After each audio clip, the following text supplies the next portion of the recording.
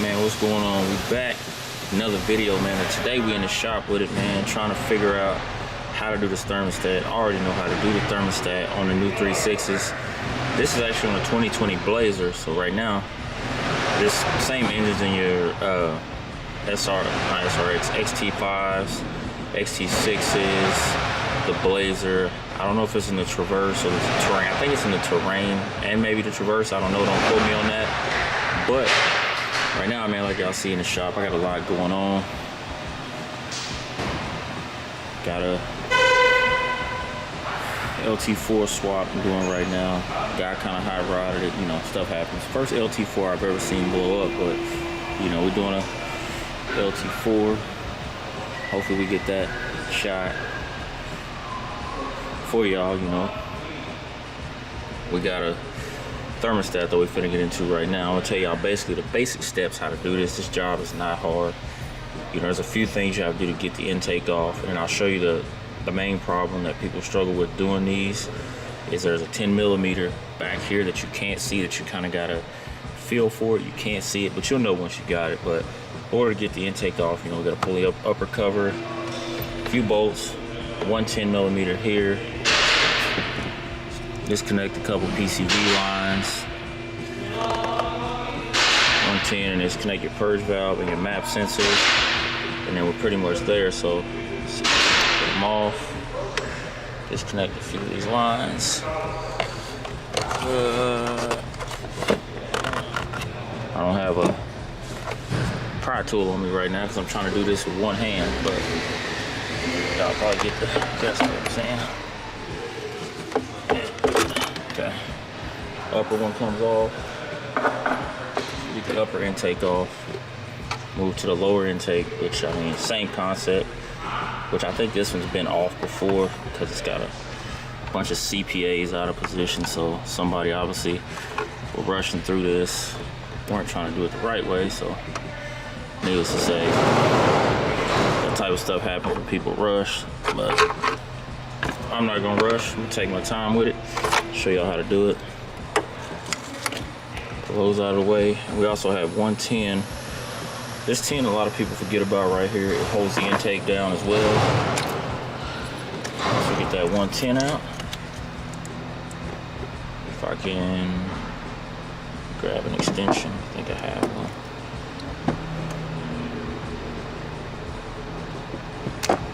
I'm trying to hold this camera with one hand and work with the other is kind of difficult. I may give me a tripod or something and just set it up and kind of move the camera when I need to.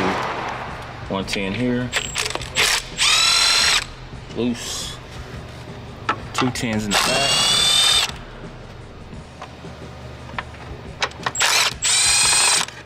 Okay. Get that 110 there. There's another 10 right here. There's 2 10s. They literally just hold this coolant pipe in. Once we get those, got that one, and there should be 8 13s on the intake. Throttle body's disconnected. Let's get those off.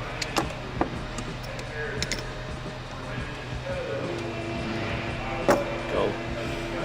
Sure. Get my socket on right. That way it don't fall off in one of the holes.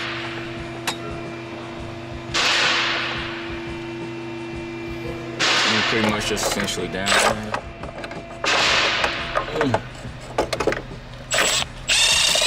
Yeah, this car has definitely been apart. I don't know what shop did it, but these 13s aren't even tight. They're just finger tight. That's why it's always important choosing the right mechanic, man, that your technician. I don't like the term mechanic. Technician that you take your vehicle to, because a lot of these guys, man, they don't take pride in what they do. So I had learned that in the old school car game, which we still trying to find us another one. Hadn't found one yet, but we still working on it. But yeah, once you get those 8 free, the 110 here, intake just comes right up. See if I can get it with one hand. Not used to it. Sit that down. Now we got the lower intake off. What we gotta do now pretty much is pull out your little noise insulator pad we got there. And our thermostat is right here that we want to replace. But like I said, gotta get these two tins that'll pull the coolant crossover pipes out. And then we've got 110 back here to get out. And once I do that, I'll kind of show y'all what it looks like. And I think I'm actually going to replace the coolant temp sensor on this one as well. I mean, I'm already there. I might as well put a new coolant temp sensor in it. You know, they'll both be brand new. So yeah, let me pop these two tins out and get the tin out of the back, and then we'll cut y'all back on and show y'all what it looks like to get it out and finish it up. So I went ahead and pulled out the little crossover pipes, and I got the tin out of this back side I was telling y'all about. You kind of got a feel for.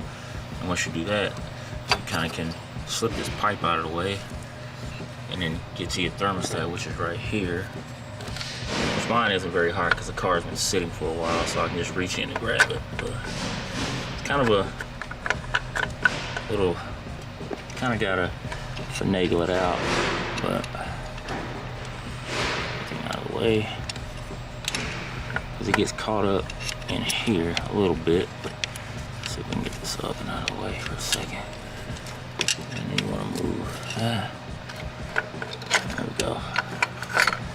Wow, got it out. Old thermostat out. And the crazy part is GM actually just gives you the thermostat now. Thermostat housing. It used to be when you ordered them, you'd have to get this entire pipe now, but they realized that was just overkill. So what you have to do now is you just get you a new O-ring seal for the end of your pipe, replace it, and then once that's replaced, everything will be good. Throw the new thermostat back in it. But what I'll do is I'll have to suction all this coolant out, and I'm going to replace that temp sensor right there. I don't know if y'all can see it. See if I can zoom in a little bit. Y'all can see it. Yeah, temp sensor right there. We're just going to replace it in the process. Just, I mean, we're already here, might as well. It's like 15 bucks, so we'll just put it in and get it all back together and kind of go over it. But yeah, that's it. I mean, just the basics of getting it out. Going back in is just the opposite in reverse. You'll clean everything up. And sometimes, man, people ask me all the time, do you do an oil change after this job? I do. I always do an oil change because you don't know if any coolant, you know, is getting down, seeping past your injector seals. I highly doubt it. But they,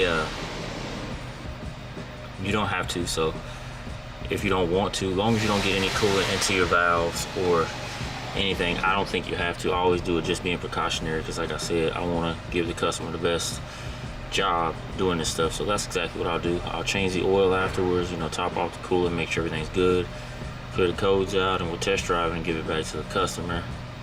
Because, like I said, a good technician these days is hard to find. I won't say a good one, I say an honest one. So anyway, yeah, let me get this back together and then we'll go ahead and get it all back together and show y'all what it looks like when it's done and end the video off. So we put everything back together, got the coolant topped off. We just need to start it, you know, bleed it out. So right now, let's get in there and do that.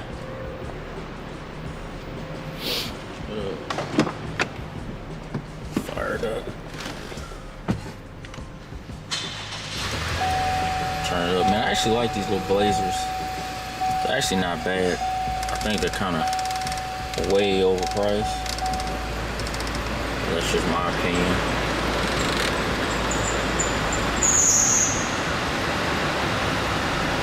Everything turned all the way up. Another thing I noticed about being a technician, people love to drop their car off with no gas in it. So anyway, yeah, man, we just threw a thermostat in there for today.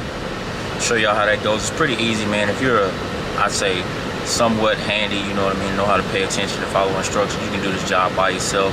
And I'm all about saving people money, so definitely if you got, like I said, I want to say this came out in 2017.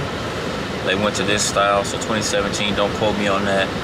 If you want to do the 17 through, I think, current today thermostat on any of these cars that have the 3.6 in it, and I think it's the LGX, I do believe, if they got it in there, you can try to do this thermostat on your own. Super simple job. Should take you around an hour or so to get it done. And yeah, so we're gonna keep bringing y'all these videos, man, and showing y'all the different little repairs that y'all can do on these new cars as opposed to old cars. I know everybody loves the old car stuff, but we don't drive old cars every day. So yeah, we're gonna keep dropping these little videos and showing y'all repairs in the process of trying to get another old school for the channel, because that's still the big deal. I still want to get me another Monte Carlo. I think I'm actually gonna go for a Monte Carlo and another Cadillac. I really want me another 77. That's a topic for another video, so definitely y'all stay tuned, man, for more videos. Like, comment, share, subscribe. Let me know if y'all like the know-how videos, man, and I'll keep dropping them. So see y'all in the next video.